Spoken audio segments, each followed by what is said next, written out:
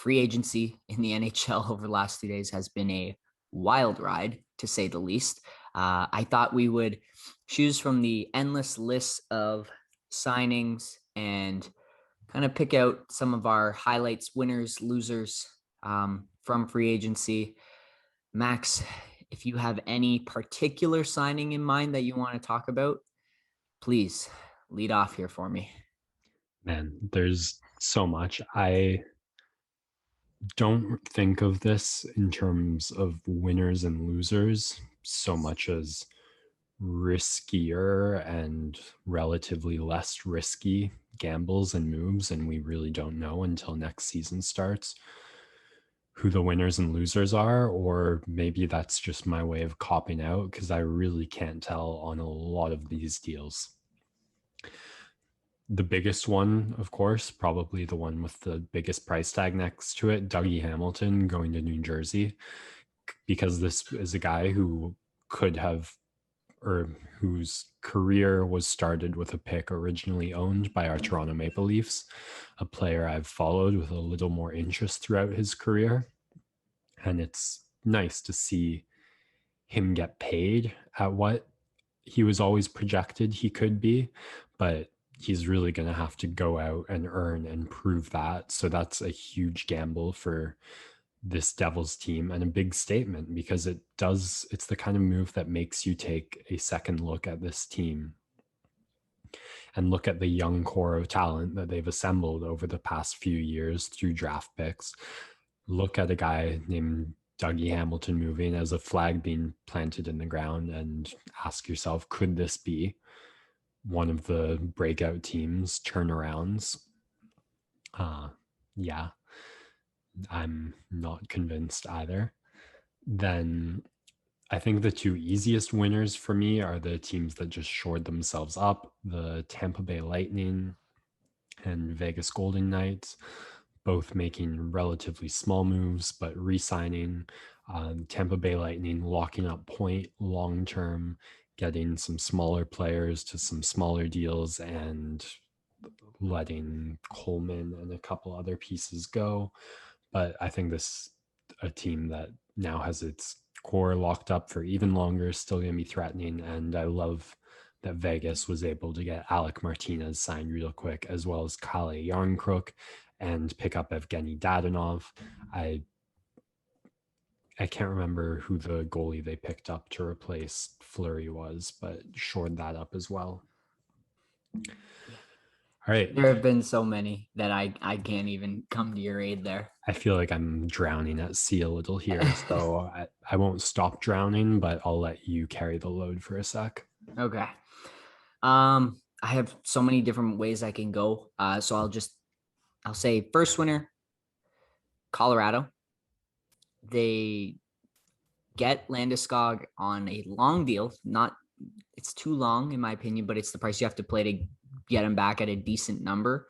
And so their top three guys, I believe, are like 9, 7, and McKinnon's on 6.5, something like that. So really affordable top line, one of the best lines in hockey. And your captain's locked up again long term. That's fine, and you're willing to take it's the years that they overpaid on, not the actual turn, not the actual salary. So you can stomach that. And then they do lose Phillip Gubauer to the Seattle Kraken, who are going to be my other winner. But they do pick up Darcy Kemper to replace Grubauer, who, when healthy, it was excellent for Arizona last season, all-star quality, and still relatively young. So that keeps their tandem intact with two really young, talented goalies in Kemper and Francouz. And so Colorado just, for the most part, hung in there. And they also re-upped Cale Makar for a big extension. So that's really big for them as well. I'll go right into Seattle. I think they're a winner because they get another goalie to add. They give Vanacek back to the Capitals for a third. So they basically get a third round pick out of the Capitals for nothing. They managed to also grab James Schwartz for 5-year contract, $27.5 million. And then Alex Venberg They stole him from Columbus, 3 years, 13.5. So they do end up using a lot of that salary cap when people were wondering about, and they get a solid D, they get a solid goalie, get a solid forward. It really starts to round out their roster nicely in terms of what they'll have, and some good asset management getting a third from Washington. I would go the next winner, I guess I'd go with Boston, which pains me, but they always seem to do well at these things. I was reading somewhere Toronto had a chance at Hall or Foligno, and they spent a first and a fourth to get Foligno, who then walks for nothing. Boston spends no draft capital. They get Taylor Hall and Nick Foligno. Well, they did spend the draft capital on Taylor Hall, but they get both of them. Foligno on a pretty sizable contract. Definitely something Leafs couldn't afford, but because Boston's top guys take pay cuts, they can afford to do it. They bring in Foligno. They also get Linus Ullmark to be their tandem now with Tuukka Rask, which is a fantastic pickup. 4 years, $20 million. And Is then Rask re-signed? Not yet, but Okay. now they have the number one, right? Linus Ullmark had a great season in Buffalo, which is what's so important. So they do have a number one there in case Rask decides to move somewhere else. And then Eric Holla at 2 years, 4.75, which is a little pricey, but again, they can afford that. A good piece of business for them. So they're, again, deep team that's going to have another great run. I think there are a couple teams here where like you have to let it play out. So like Chicago made a flurry of moves. Pardon my pun there. Seth Jones, Marc-Andre, they get Tyler Johnson, they move Zadorov to Calgary.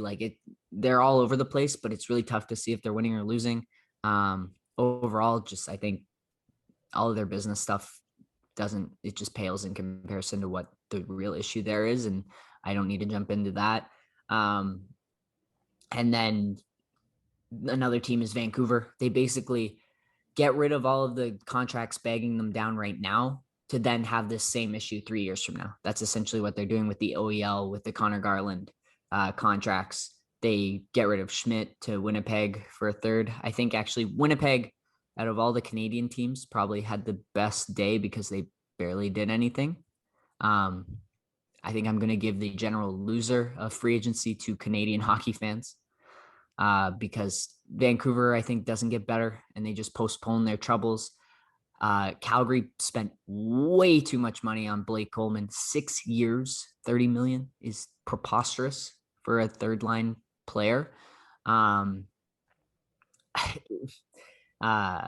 Toronto, we'll get to them later because I'm sure we'll want to go a little deeper on them. Montreal is solid, but they just get worse by the fact that they lose Deneau to the LA Kings. They bring in Mike Hoffman. I don't know if that makes you better. It just makes you smaller, more offensively minded. Weber's probably not going to play. They replace him with Savard, which is a solid pickup, and they get Cedric Paquette, but I just don't know if they get any better there. And then Edmonton is my big, what is going on? They trade Ethan Bear and they sign Cody Ceci to 4 years, $13 million. What? They signed Zach Hyman to a 7-year deal, which with some big money as well. Just some big contracts, which are going to be great because they have Connor McDavid, but just the CC one blew my mind. Why would you not just pay the extra to have Adam Larson, who is good for you, but they let him walk to Seattle and they get CC instead. Yeah, I know I'm all over the place with transactions. When we start the season, we might need a refresher on where everyone is. So much to talk about. Max, I'll throw it back to you. Yeah, I flash back to when we were doing our previews for the NHL season, and we had to cut about 4 or 5 times because I kept predicting team success or failure based on players that no longer played for them, and you had to correct me. Those are most of the team level moves that seem worth talking about. I think the Calgary situation really interests me because most of what the discussion's been these 2-3 months going into free agency, going back to March even, has been which of the big names is going to walk. Gaudreau, Monahan, maybe even Kachuk. one of these players it seemed like wouldn't be there come the start of the season. And I think Coleman might be the kind of guy you need along those players in your top six, but at that value, at that price, that's makes it seem even more like they're gonna have to dump one of their bigger contracts. Although I guess Giordano being gone does open up some cap room, but that also leaves a massive hole on their blue line, which I'm not sure if Zadorov will or won't be able to address. Speaking of addressing holes on the blue line, Carolina losing Dougie Hamilton. What they traded away Jake Bean, picking up Ethan Bear, as you mentioned, from Edmonton, and then of course Tony DeAngelo.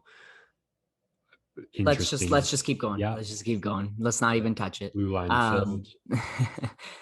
Yeah, they're on my loser list too. The goaltending, they lose Nedeljkovic for basically nothing, and Steve Yzerman laughing his way to the bank, and then go and turn around and spend 6.5 combined on Freddie Anderson and Antti Ranta, which is a decent tandem, but you had a fantastic young goalie that you let walk, and he wasn't what was he asking for? Probably around what Freddie got. And then, so you could even done Nedeljkovic and Ranta. Wouldn't that be affordable? Or you could have done, I just didn't understand it. And I don't think their goaltending situation gets any better than Mrazek Reimer from last year. So Carolina just kind of looks to be spinning in circles, a little bit Leafsy in the fact that they seem to can't get over the hump, and nothing they're doing at this point is giving any confidence to the fan base. For sure. Maybe I'm still too overvaluing Hoffman, but as a Leafs fan, scary to hear him going to Montreal. And then I think the last big non-Leafs related thing would be Patrick Lainie signing a 1-year, $7.5 million contract for Columbus. I was quiet at one point because I was checking he is still an RFA when that one expires, but I imagine after that he goes to unrestricted free agency. So it seems like another situation of just pushing the same shit forward and knowing you're going to have to deal with it.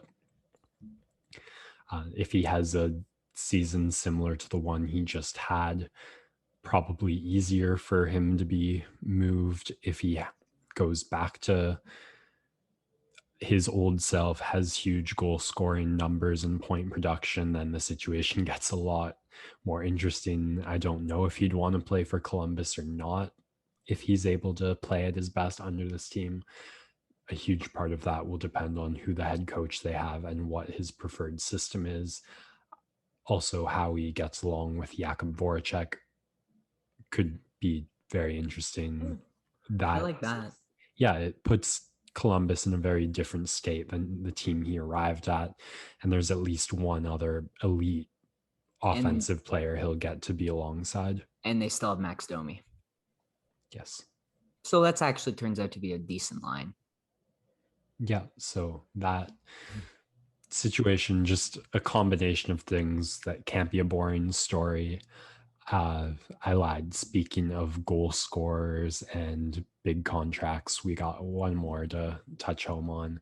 Alexander Ovechkin extends his tenure with the Washington Capitals with a 5-year deal, which is the number of years most people project that a healthy Ovechkin could challenge Wayne Gretzky's goal scoring record in. Needs to average 33 goals per season to meet Gretzky's record by the end of his 5th regular season on that contract.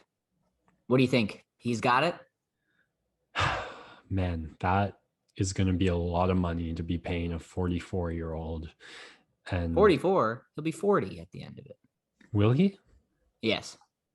Where did I see 45? Maybe Yager. They're talking Yager. I guess. I thought he was older than he was. Okay. I had his age bumped up. Yeah, he can totally do it. He'll be out there with a cane slapping pucks on the power play. He uses stick to get himself to his favorite spot and just sit there. And he'll still have it too. Yeah. Very cool. All right.